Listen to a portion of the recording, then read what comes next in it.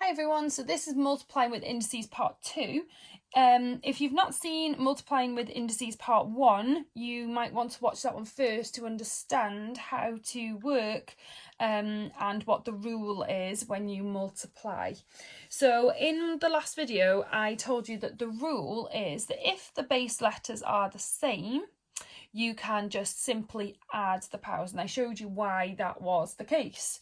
So with this one, these ones are slightly different because we've got whole big numbers in front of the base letter and power. So I'm just going to show you how to do these ones. So what I would do is I would start off by saying to my pupils to split these up.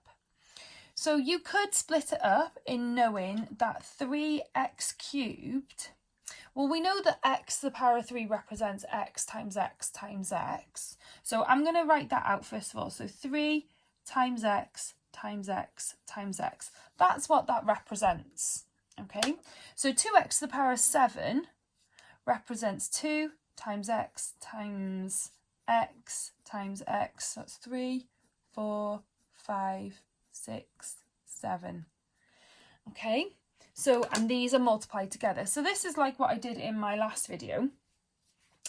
But what you've got to do is you've got to realise you've got these big numbers here, the main numbers, all right? So these are just normal integers, and I'm going to do 3 times 2, which gives me 6, okay? Then I can use my rule where I figure out how many x's are multiplied all together.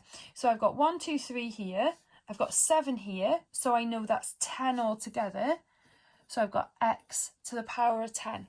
So what you have to do is you have to multiply the integers as they are, and then you can use the rule of adding the powers.